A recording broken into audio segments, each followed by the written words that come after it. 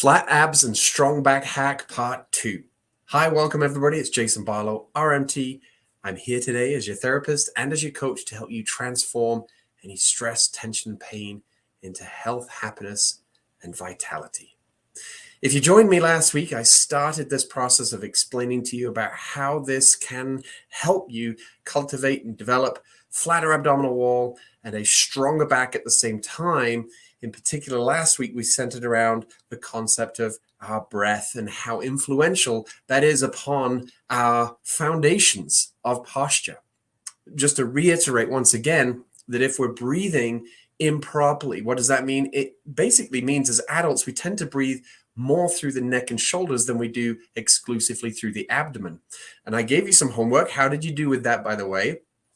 Is if you're around young children, toddlers, and you observe how they're breathing, you should notice that at rest, their breath is almost exclusively, in fact, my experience, it is exclusively through the abdomen.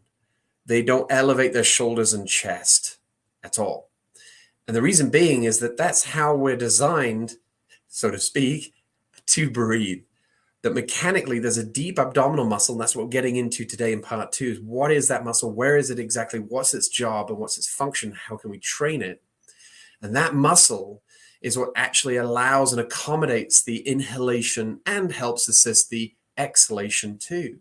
That when you then proceed to do activity, your heart rate elevates, you need more blood flowing, to oxygenate the muscles. That's when you then start to encompass more muscles to get more oxygen in more quickly to distribute that through the body. But otherwise, at rest, it should be an exclusive mechanic through the abdomen. So let's dive in. This muscle that we're talking about, and by the way, in the description below, you'll see there's actually a link. You'll have to copy and paste it. But in that link, it's going to take you to my blog post that I shared some point last year. In fact, it was a year ago, just over a year ago, October 15th, 2020, called Flat Abs and Strong Back Hack. So I'm actually summarizing my blog from a year ago in the context of this podcast episode, because I want you to get educated, because I'm a big advocate of people being educated to be motivated. If you don't have a strong enough why, then why would you even consider taking action to make a remedy? You wouldn't. You've got to have a strong enough wish. And therefore, with that wish come reasons why that support the wish, that keep reinforcing for you to keep moving forward and gain that inertia. And then when you start getting results, then you start to naturally, spontaneously go after it more and more because you know what the end product's going to be. But that's going to come from your own side. I'm here just to motivate you from an educational side.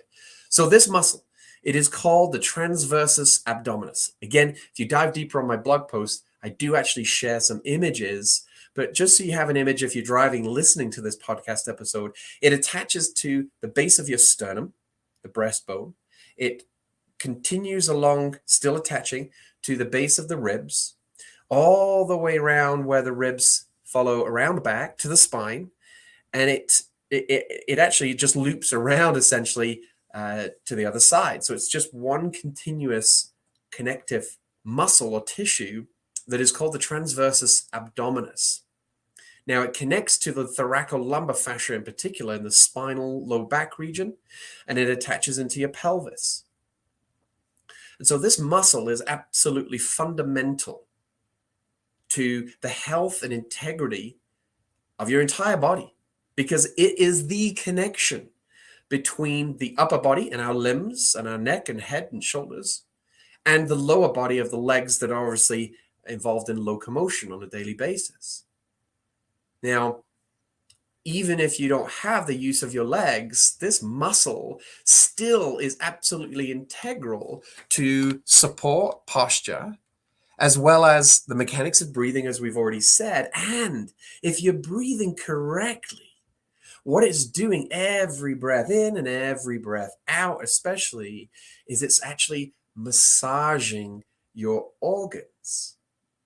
Now, think about how you feel when you get a massage.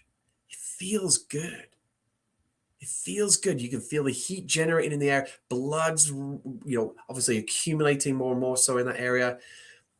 And it just helps just appease that tension.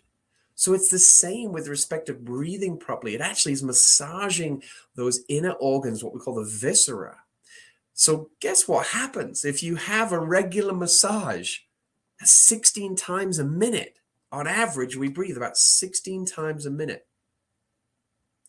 16 times every minute that you are massaging the inner organs. What do you think that's going to help with? If you're saying things like it's going to help my digestion, bingo, you got it spot on.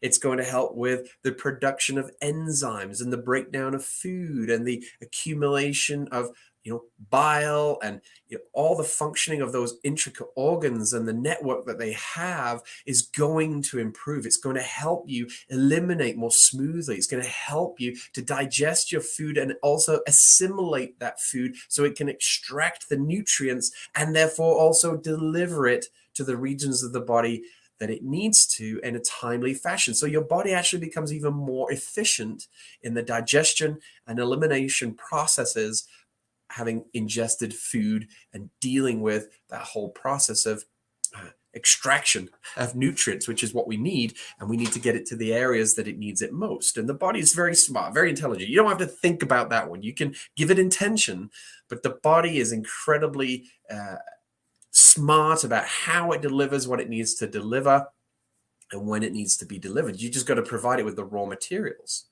So this muscle is significant. I've seen it help reduce inches in the abdominal region in terms of trying to reduce your waist size. This is the muscle you want to go after, because naturally, if you look at the shape, look at the anatomy of this muscle, it is actually a corset. So just like a corset, if you put that onto your body and tighten it up with the laces at the back or a zip, I don't know, I've never used one, but I'm just what I've seen in movies. What does it do? It flattens the abdominal wall. It raises the chest. And instantly, the back and the spine and the posture is more erect, more supported, and more stable. Now, you naturally have that corset within your body, but if you don't know where it is, you don't know anything about it, you don't know how to train it, then guess what? If you don't use it, you will lose it. And so this muscle is, don't forget, the connection, the core, the essence of your spinal position and pelvis position, and it's connecting the upper to the lower. So anybody who trains lifting weights, anybody who loves to CrossFit, anybody who loves to move and train and perform sports on any plane, any level, this muscle needs to be evaluated from your side. And very often when I've evaluated patients and include in there some university athletes, this muscle is usually dysfunctional. It's there, but it's not being recruited to the best of its ability. So this exercise that I'm sharing with you is actually going to re-educate that muscle, because it was educated at one point, as we said earlier, as a toddler, as a youngster, this muscle would have been doing an incredible job for you. But I'm a believer, this is my own theory here, that as we develop into teenagers, we become more cognizant of our posture and our alignment and our belly, especially, is it protruding, is it in? And we tend to hold in, and then we have more tension, more stress as adults. And so it all just accumulates, and we start to flip the switch of our mechanic of breathing. And as a result, we shift to more the shoulders and the neck. I mean, I shared this example with you as a high-performance athlete in the UK. I graduated my kinesiology degree. Nobody had taught me this, by the way, in my degree program. It was by way of Paul Chek at the Chek Institute down in San Diego, California, that I became really educated about human anatomy and functionality of those muscles and alignments and so forth. And it was actually a Pilates instructor, I was sharing this last week, who actually took the time and helped me to understand where this muscle is and how my mechanic was reversed. So it's usually applicable to all of us. So take this as a grain of salt, but you've got to take it away and cultivate that now and test it out. So in the description, again, below is the blog post, but within that blog post as well, I'm actually sharing my YouTube video where I teach you how to do this fundamental exercise. And eventually you build on this exercise and progress the exercise so that then you are carrying it forward into your deadlifts, your squats, your overheads, your pulls, everything that you love to do. But we got to just retrain the nervous system as much as we do have to train the muscular system, but we've got to start with the brain. The brain is where it's all being powered from.